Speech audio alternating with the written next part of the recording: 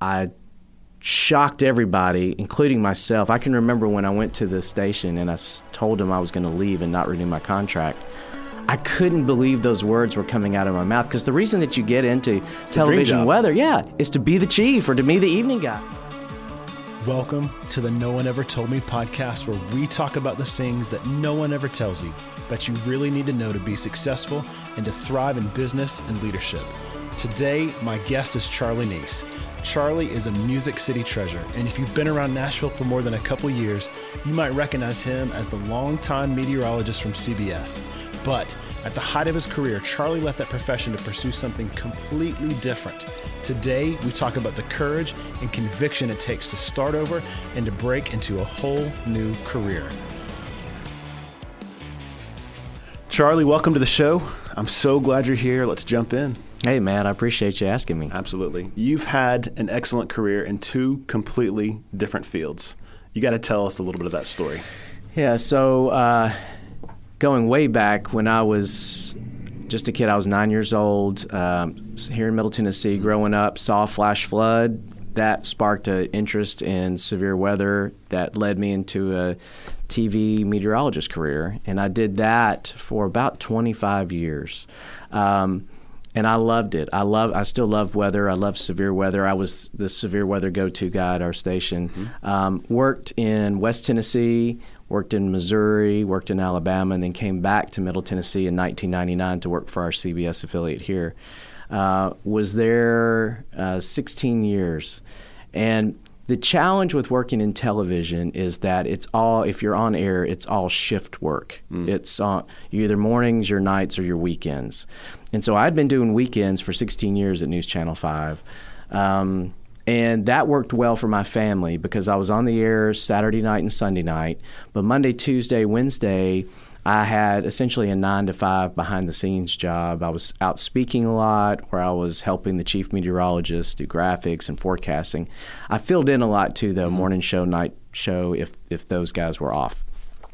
But there came a point where our chief meteorologist was retiring, and they were going to need somebody to step up to the Monday through Friday 2 o'clock in the afternoon to 11 o'clock at night shift. Wow. And we had newscasts at 4, 5, 6, and 10.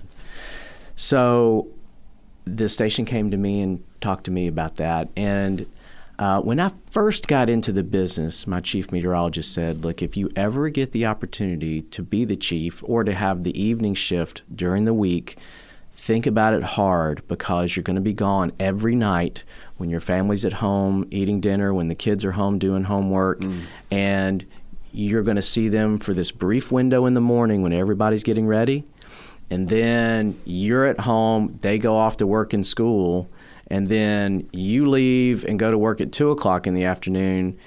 They all come home, so you completely miss each other, and then you don't see them again till the next morning because you get home when everybody's in bed. So that stuck in my brain. So when the station came to me and started to talk to me about doing that shift, I just really started to evaluate, do I want to be gone every night, Monday through Friday, away from my family? And I talked to my wife about it and came to the decision, didn't want to do that. Now, I thought maybe that time was going to be coming. And so about a year before that, I had gotten my real estate license, and I was doing real estate on the side a little bit, just part-time, and had some success doing that. And so when that time came and they came to me about that night shift, I went to my wife and I said, what do you think if I do real estate full-time? And she said, well, if that's going to allow you to be home with the family, I'd prefer that. And I said, I think I would too. So I shocked everybody, including myself. I can remember when I went to the station and I told them I was going to leave and not renew my contract. I couldn't believe those words were coming out of my mouth, because the reason that you get into television weather, is to be the chief or to be the evening guy or woman. Yeah. Oh, right. My gosh. It's not in like... And I worked with wonderful people, and it's a great station, one of the top-rated CBS stations in the country. And here I was turning down the opportunity to be on the main shift. Wow. And but I felt like I was jumping off a cliff. I mean, I literally felt like I was standing on the edge of a cliff. My toes were over the edge, and I was looking straight down, and there was no parachute. And I just remember feeling like I just tipped over and fell off. So I had to be strategic, though, because in real estate, it usually takes for new agents a couple of years to build their business to where they could do something financially stable.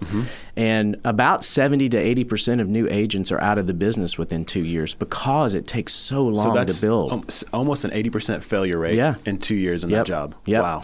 So I knew I had to stack the odds in my favor. So for the first couple of years, I actually partnered with another agent who was a high-producing agent. We were actually the first house she ever sold back in 2009. Oh, that's awesome. Right at the peak of the craziness of the 2008 crash. She sold our house in 2009, and we developed a relationship, and we had known her from our church, too. And she, in that time, had gone on to become a real estate rock star. Wow. So 6 years later, when I'm leaving, she and my wife kind of hatched this plan for us to partner together. And she would provide the leads and some stability because I was the main breadwinner. And so I couldn't go from the job that I was doing with a steady income and salary to zero, or take 2 years to build it where I could support my family. So that worked out. For 2 years, we partnered together, and we did some great real estate work, and we did over 100 deals in those 2 years, which is really... That's cranking. And in those 2 years, though, not only did that allow me some financial stability, that also exposed me to an incredible number of deals, different types of clients, different types of negotiating tactics, and how to hold stuff together when it starts to fall apart, and how to identify really good deals, and how to stay away from ones, and advise clients. And so it exposed me to so many, because for a lot of agents to get to 100 deals, it can take several years. Yeah. So I had this condensed learning experience, and it's just a fire hose of information in those 2 years. And then after 2 years, we went our separate ways, and so I've been on my own since then. And then last year, I had become one of the top producing agents in my company. The company came to me. We had a managing broker that left, and they asked me to be the managing broker of our Williamson County office down in Franklin. And so that was a whole new now it's opportunity. Not just a production role. There's a leadership component to it as well. That's right. Wow. So in this role in our company, I still service my own clients and have my own business, but I'm also overseeing agents, and really we set it up to where I'm an advisor to them. So I get calls from agents off and on all day long. Hey, here's the situation I'm in. How would you handle this? What's legal? What's not legal? You know, those kind of things. That's great. Man, there's so much in that. So we got to stop and unpack that story a little bit. So there's a couple things that pop up as key philosophy moments in these conversations. One is, as you go up, there are just things you have to give up. Everything on paper says I should go left. I'm going to go right. How does that happen? I think there were two things. Number one was family. Family. Yeah, and that was the overarching number one reason that I pulled the trigger. And number two, I've always had an entrepreneurial bent to me. Even when I was working for the station, I had ventures on the side that I had tried. Like, one of them was I took and developed a severe weather safety program and would go out and speak at churches and to civic groups and that sort of thing. And we would invite the community in, and I would go get sponsorships for that. And so I would serve the community, and that would also kind of help support that entrepreneurial bent, feed that bent a little bit. But nothing really developed into anything very big on the side.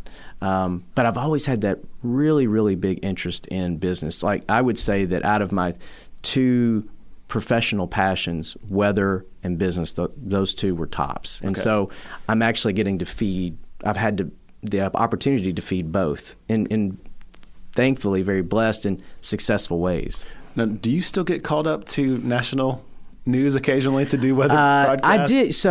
I did up until this year, and this year I started turning down those opportunities because real estate had been, because I had been doing some, after I left, I got called to do some hurricane coverage and some severe weather coverage for some of the national cable news networks.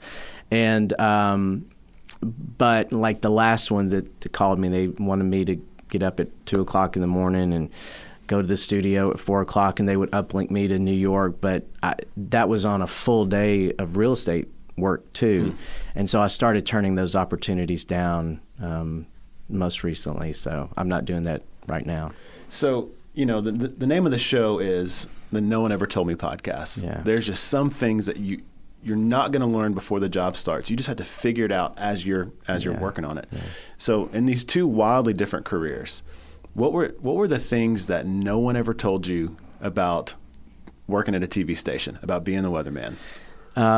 So it wasn't until I came to Nashville that I realized, because early on in my career, when I was working in Missouri, when I was working in Alabama, when I was working in West Tennessee, I was single.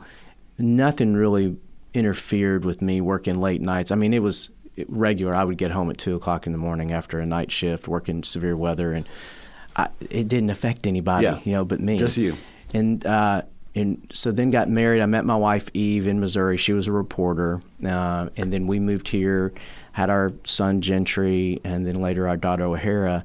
And when we moved back to Nashville, and Ron sat down, my chief meteorologist sat down and said, if you ever get that opportunity, think about it. I'm like, wow, I never thought about it. Because you get into the business to be the lead person. Yeah. So, and then it just became apparent as time went on, I really, really have to think about what am I going to do if I ever get that opportunity. And that became more and more important. So I never thought that I would turn down the opportunity once it came. Never.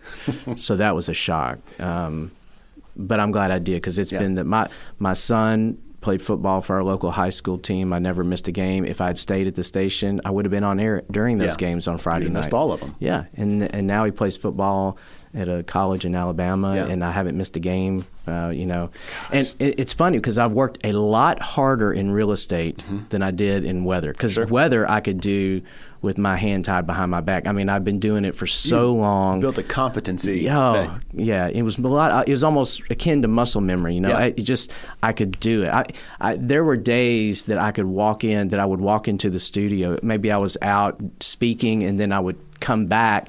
It's 30 minutes before we go on the air, and within 30 minutes I could get dressed, get ready to be on the air, do my graphics, and be on. In real estate, I had to learn everything from scratch, and so I have worked a lot harder in real estate. So let's talk about that. What's something no one ever told you about the real estate business? Is it that there's just a level of hustle that's required in the early years to really get successful? Yeah, the longer that I've been in it, the most successful agents are the ones who treat it like a business, because in real estate, number one, you're an independent contractor no matter where you are. If you're an agent or affiliate agent or a broker, you're completely independent. The brokerage is overseeing. You are the CEO of Charlie Neese Industries. That's exactly right. And so you're responsible for your insurance, you're responsible for your retirement, you're responsible for making sure, you have to become your own CPA, because now you're in charge of everything. Nobody's putting money away for you in a 401k and matching it automatically, and nobody's giving all these insurance seminars and helping you pick. So it's all up to you. And it's the ones who treat it like a business, like they're the CEO. They're the ones that, and they get up, they get dressed, they go into the office. They don't treat it like, hey, I can just do it whenever I want to. I can get dressed whenever I want to, only if I'm going out to appointment. They're doing it on a regular basis, just like as if it were a salary job. How have you responded to that pressure that feels a little bit more entrepreneurial, like the kind of the courage it takes to get up and leave the cave every day and kill something and bring it back? For me, I've really enjoyed it. I've lived on, going on 6 years, I've lived on 100% commission. Wow. And have done financially much better than I ever did in TV. So part of that drives me, but it's been a really, really fun, fast-paced, incredible ride where I've met some amazing people. My clients have been incredible. The number of clients that I've had and the clients that I've had have just been amazing to work with, and I've been really blessed in that way too. When I knew that I was going to be leaving, the number one thing I wanted to do was set myself up with education. I wanted to know, when you do real estate classes, they're teaching you the legal stuff, how to, not get sued. But when it came time to learn how to market, how to manage my business, how to get customers, everything from getting customers to doing open houses, successful. I ordered, I think, immediately 10 books off of Amazon.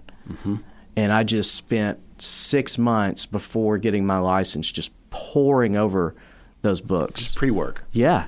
Before. And I also made it a point to contact people that I felt had been the most successful in the business. And for me, a benchmark was if you were an agent before 2008, the massive real estate crash in 2008, and you were an agent before that, and you made it through that period and were successful now, there was something special about you. Yeah. So I just reached out to those agents and I said, how did you do it? How did you make it through? How did you adjust? What was your mindset? And I did the same thing you're doing. I just talked to people to find out, how did you do it? So there's the leverage points as you made a career change after 25 years in one profession was, I'm going to educate myself before I step into it, right? And then I'm going to leverage relationships to find out what they know that I don't know right now. So it's not like you just jumped into, blind. I'm going to go in this and just see what happens. You had a pretty decent knowledge base of what to expect as you made that transition. That's really smart. What's changed about with the broker role, with the leadership role? You're giving advice. Is there a mentorship aspect to that? Do you enjoy kind of helping develop those younger and newer realtors? And one of the great things, because I've done so many deals, and listen, every deal is different, and you learn something new on every single deal that you do. Having new agents come to me kind of with that wide-eyed look and being able to kind of share with them some of the things that helped me along the way to kind of jumpstart my business compared to maybe some other agents, or if I had not taken those steps, and then seeing it work, that's awesome. Because I've always enjoyed mentoring. I've always enjoyed leaning in and helping people. I tried to do that while I was a TV meteorologist. I loved helping interns and then following them as they went along. That's great. And one of the biggest pieces of advice that I do think is key to anybody wanting to start something new. Number one is educate yourself. Number two, talk to people who have done it. Yeah. Let them kind of help you weed out some of their mistakes so that you don't make the same mistakes and kind of shortcut you to success. That is invaluable, and people don't do that enough. And then number three, when you take a risk, because it's highly risky, make it a calculated risk. And for me, that was deciding there's no way that I can go and just do this by myself. I needed a partner, somebody willing to kind of take me on as their partner. And it worked perfectly because the agent that I partnered with, she focused in on an area where I grew up. And so that she liked the fact that I had a recognizable face that could help her business, and the fact that I knew that area so exceedingly well because I had grown up there and I had connections there. So it was just a natural fit that really, really took off, and we ended up being the top performing team in that area for 2 years. Of course. Yeah. Power couple. You're right. But seek out those who have already done what you want to do. That's great. So this wasn't really on my scheduled question, so forgive me if this is kind of left field. Are there any lessons you learned from media and TV that you take into your new occupation, or anything you would do? Yes. So one thing. So in real estate, again, because 70 to 80% of agents are out within 2 years because they don't treat it like a business. They don't work it every day, and they don't do anything to make themselves stand out. I knew that I had to come up with something that was going to kind of give me an edge. So what I did was I'm with Zeitlin Sotheby's International Realty in Nashville. It's one of the top firms for luxury properties. We do all price ranges, but we also do a certain level of luxury properties. And what's the price range on a luxury property in Nashville? Is that like over $1 million? Yeah, it's pretty much over $1 million. Okay. So if I'm doing any property, I offer to do a guided tour video. And a guided tour video is my version of like an HGTV style guided tour. Because on an MLS listing or in a listing on Zillow or Trulia or wherever it is, there are only so many words that you can put on and describe that house. And you can put pictures, and you can put these silent or videos that they put to music where you're kind of flying through the house or around the property. But every house has a story. Oh, that's great. And so, number one, I want to get to know the property very, very well, intimately. Mm-hmm. What makes it special? What's the history of the property? What makes it different? What are some of the moments your family has loved most living in this home? And then I like to take those stories and turn them into these videos where I'm able to share a lot more information on that property than just reading an MLS listing or a listing. It's the difference between telling and showing. Yes, right? yes. That's so good. And so your media background gave you a total leg up to be able to produce that kind of content. Yeah. Wow, that's really good. Mm-hmm. Well, Charlie, thanks so much for joining us on the No One Ever Told Me podcast. Thanks for your story, your encouragement, and how well you have served the city of Nashville in 2 really cool occupations. Well, thanks so much, Matt. I really enjoyed it. Absolutely. Dang, I can't imagine the courage it takes to walk away from your childhood dream job. But it was so great to hear that you can finish well and strategically take steps towards your next chapter and succeed again. Thanks again for joining us on the No One Ever Told Me podcast. Please share and subscribe, and make sure you join me for our next episode.